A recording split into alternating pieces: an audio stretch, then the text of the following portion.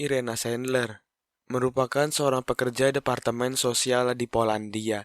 Bukan ibu kandungnya, bukan ibu tirinya. Tetapi Irena Sandler tetap menunjukkan sikap keibuan dengan menyelamatkan ribuan anak Yahudi dari cengkeraman Nazi. Total ada sekitar 2.500 anak Yahudi yang ia bawa keluar dari ghetto Warsawa. Rasa kemanusiaan yang besar menggugah hati Irena, walaupun dia bukan dari golongan Yahudi. Irena bertaruh nyawa menolong anak-anak agar dapat melewati masa suram perang. Langsung saja, tanpa berlama-lama lagi, inilah dia kisah lengkapnya. Tahun 1941, Nazi Jerman berhasil menguasai Polandia. Atas perintah pemerintah Jerman, sebuah ghetto di tengah kota Warsawa dibangun. 440.000 orang Yahudi dipindahkan ke dalam ghetto itu. Pagi hari 1941, seorang petugas Departemen Pelayanan Sosial bernama Irena Sandler pergi ke dalam ghetto untuk menginspeksi pusat pengungsian. Ghetto yang kecil diisi oleh ratusan ribu orang dari penjuru Warsawa, membuat sanitasi menjadi buruk, sampah berserakan di mana-mana dan menjadi sumber penyakit. Kehidupan menyedihkan ini menjadi pemandangan biasa saat itu. Hati Irena tergerak ketika melihat kakak beradik yang kelaparan di pojok ghetto.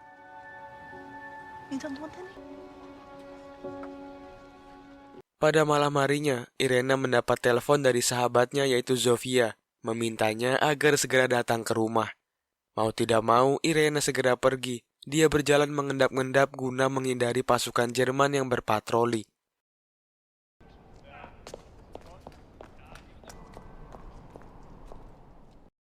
Zofia telah menyembunyikan seorang anak Yahudi, namun tetangganya ada yang melapor ke pihak Nazi Jerman. Sementara ini, anak akan dititipkan ke Irena sampai perang usai. Ibu dari Irena, yaitu Janina, memberikan sebuah boneka kucing kepada Anna. Karena rumahnya dirasa tidak aman untuk menyembunyikan Anna, Irena berencana membawanya ke sebuah panti asuhan. Dia juga akan berkunjung ke rumah sahabatnya yang berada di dalam ghetto. Perlahan-lahan, mereka berjalan agar tidak dicurigai oleh tentara Jerman. Akhirnya, Irena tiba di sebuah panti asuhan milik Jadwiga. Setelah menitipkan Anna di sana, Irena lanjut berjalan memasuki ghetto. Dia menemui seorang pastor bernama Godlewski. Pastor Godlewski memiliki berita. Orang Yahudi dari Luxembourg dan Vienna dikirim menggunakan kereta ke ghetto di Lodz. Irena meminta tolong Pastor Godlewski mencarikan sebuah keluarga untuk mengadopsi Anna. Singkat cerita, setelah bertemu dengan Pastor Godlewski, Irena mengunjungi rumah Eva, sahabatnya. Irena tampak sangat dekat dengan keluarga Rosenfeld. Dia juga membawakan roti, beberapa makanan, dan sebuah rok untuk Eva. Eva, I need to talk with you. Irena. Tak lama kemudian, Irena meninggalkan ghetto dan kembali bekerja di departemennya. Irena memimpin sebuah rapat di departemennya. 2.613 kalori makanan wajib mereka siapkan untuk Jerman, 699 kalori untuk Polandia, dan 300 kalori untuk penduduk ghetto. Fokus dari Irena adalah membantu orang-orang di dalam tembok yang hidup serba kekurangan. Namun, ada beberapa rekannya yang memilih mundur karena takut akan konsekuensi yang mereka hadapi. Mereka mulai melakukan pekerjaannya dengan membagikan vaksin tipes di dalam tembok.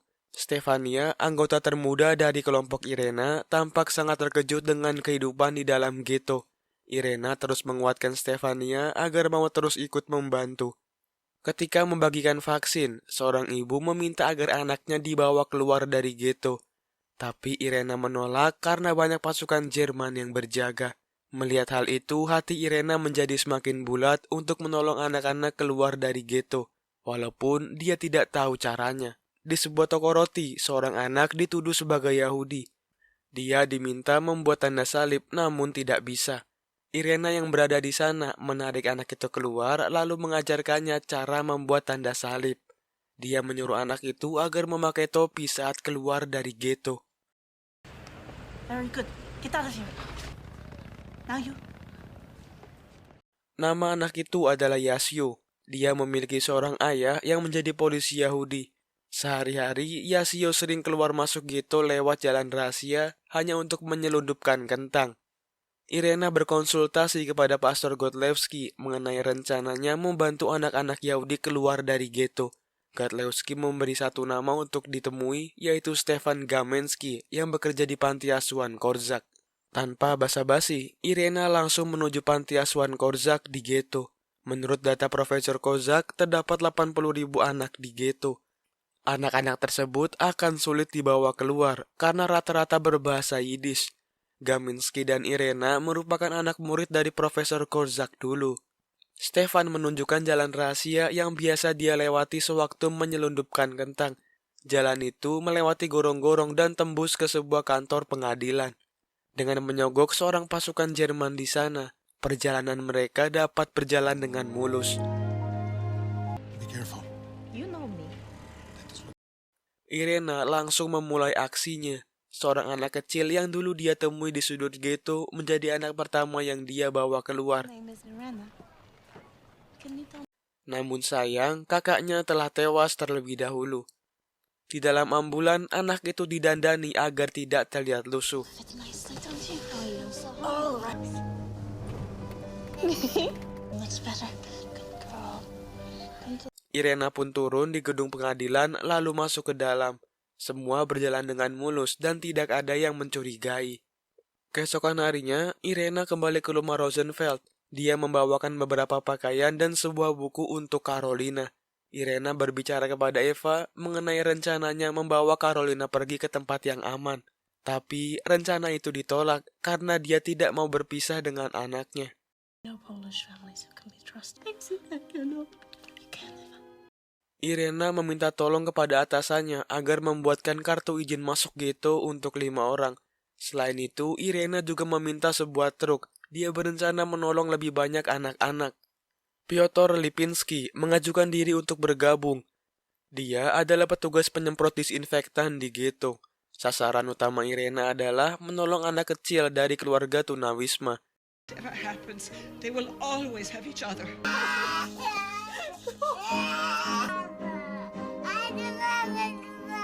Dia mencatat setiap nama anak-anak yang ia tolong agar ketika perang usai, anaknya dapat dengan mudah diketahui. Setiap hari, Irena dan timnya bekerja sama mengeluarkan anak-anak yang malang dari ghetto. Setelah berhasil dikeluarkan, Irena mengajarinya berdoa dengan cara Katolik agar tidak dicurigai. Satu persatu anak berhasil dititipkan ke beberapa keluarga Polandia. First month. Remember. Does he speak Polish? Perfect. Irena menyembunyikan catatan perjalanan dari setiap anak di sebuah lubang di taman. Tanpa sengaja, Irena bertemu dengan Jacob. Dia menyuruh Irena agar datang ke rumah dan membicarakan rencananya. Singkat cerita, Irena datang ke rumah keluarga Rosenfeld. Di sana, para dewan Yahudi sudah berkumpul. Irena menjelaskan maksud dan tujuannya mengeluarkan anak-anak dari ghetto. Mayoritas keluarga Yahudi di sana berbicara menggunakan bahasa Yiddish. Itu akan sangat sulit dalam menghafal nama baru dan doa-doa Katolik. Tetua komunitas Yahudi di sana setuju dan akan mempertimbangkan niat baik Irena. Seorang polisi Yahudi nampaknya sudah memperhatikan gerak-gerik Irena. Keesokan harinya, Irena terus membawa keluar anak-anak dari dalam ghetto.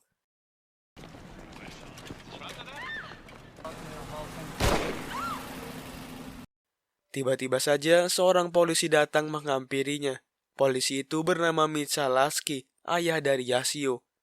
Dia memohon agar menolong anaknya keluar dari ghetto. Yasio tidak pernah tinggal di rumah. Dia sering membantu menyelundupkan kentang lewat jalan rahasia. Sebagai rasa terima kasihnya, Lasky menunjukkan sebuah jalan keluar lagi dekat sana. Aksi dari Irena dan timnya ternyata sudah tercium oleh Gestapo. Semua dokumen serta tabungan telah diambil oleh Gestapo. Irena kembali mengunjungi rumah keluarga Rosenfeld.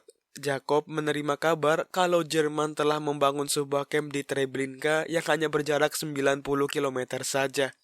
Camp itu tidak disertai barak, berarti orang-orang yang masuk ke sana akan langsung dibantai. Eva berencana menyerahkan Carolina kepada Irena agar dapat selamat dari Holocaust. Tapi Rosenfeld menolak karena takut jika Carolina menjadi murtad. Hannah selaku istri dari Rosenfeld terus memohon agar keluarga mereka tidak punah. Akhirnya, Rosenfeld memperbolehkan Carolina pergi meninggalkan ghetto. Aksinya menolong anak-anak keluar dari ghetto telah diketahui oleh gerilyawan Polandia.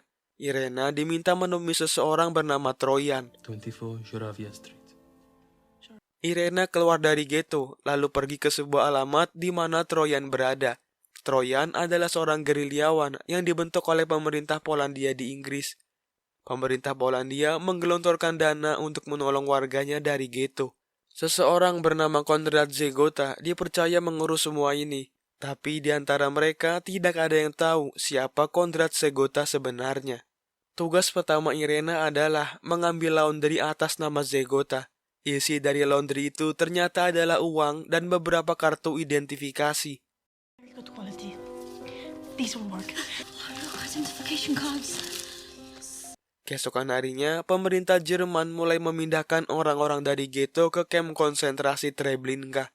Panti asuhan Profesor Korczak tidak luput dari pemindahan.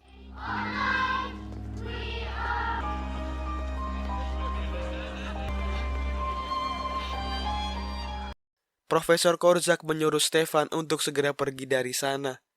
Irena yang baru pulang dari ghetto terkejut ketika melihat Stefan yang ternyata menumpang tinggal di rumahnya.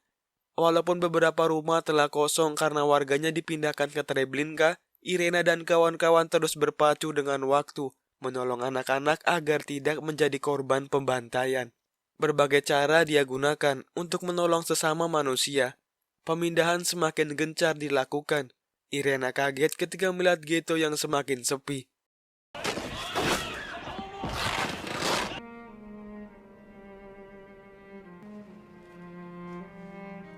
Irena mengajak Jasio keluar sesuai perintah ayahnya. Namun Jasio menolak, dia berdalih harus merawat beberapa orang sakit di sini. Dengan mata yang berkaca-kaca, akhirnya Jasio setuju dengan permintaan Irena. Jam 2 siang nanti, dia akan dijemput di ruang bawah tanah. Setelah Jasio, kali ini giliran Carolina yang ia jemput. Carolina merasa hari ini adalah hari terakhir dirinya dapat berkumpul bersama-sama. Dia tahu kalau Jerman akan membantai mereka di Treblinka. Dengan penuh air mata, Carolina pamit menempuh hidup baru dengan identitas yang baru. Nama Carolina kali ini akan diubah menjadi Angela Prokowna. Baru saja mereka keluar, tiba-tiba pasukan Jerman datang dan memukuli siapa saja yang ada di depannya. Irena dan Carolina bersembunyi di bawah tumpukan barang, namun usaha mereka sia-sia. Pasukan Jerman berhasil menemukan mereka. Untung saja dia ditolong oleh Lasky, lalu menyuruhnya untuk cepat pergi. I saw Yashio. He'll get out. Irena mulai masuk ke jalan bawah tanah, namun tidak ada tanda-tanda dari kedatangan Yasio. Ternyata Yasio telah ditangkap oleh pasukan Jerman. Ayahnya segera menyusul, tapi malah tidak sengaja masuk ke gerbong.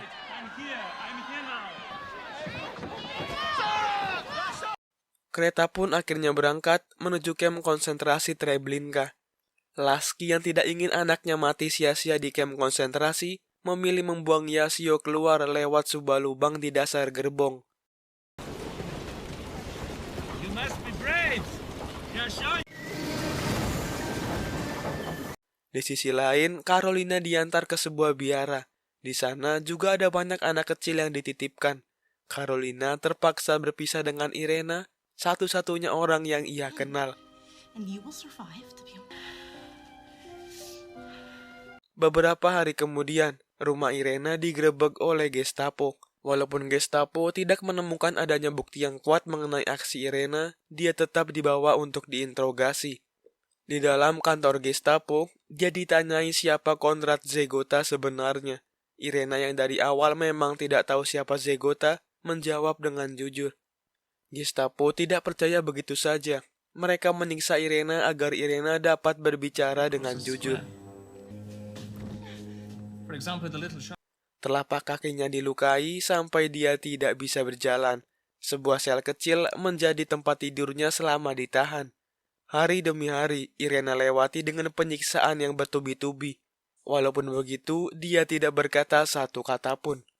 Seorang dokter gigi membawa pesan kalau Kondratyegota akan segera menolongnya besok. Sementara itu, seorang perwira Jerman menerima seamplop uang agar membebaskan Irena. Tibalah hari di mana mereka akan dieksekusi. Irena dan kawan-kawan dibawa ke sebuah sudut kota untuk menemui ajalnya. Ketika akan dieksekusi, Irena ditarik oleh seorang prajurit Jerman. Prajurit itu berpesan agar cepat lari dan mengganti identitasnya. Irena dipertemukan oleh Victor, salah satu anggota gerakan bawah tanah. Luka-luka Irena segera dirawat sebelum ia meninggalkan kota. Dia berpamitan dengan ibunya, lalu diantar oleh Victor. Di perjalanan, Victor memberikan kartu identitas baru. Irena Sandler kali ini telah berubah menjadi Irena Dabrowska. Setelah melakukan perjalanan yang cukup jauh, akhirnya mereka tiba di sebuah rumah. Di sana juga terdapat Piotr yang ikut bersembunyi. Irena sangat terkejut ketika melihat Stefan yang juga ikut bersembunyi di sana. Dan film pun selesai.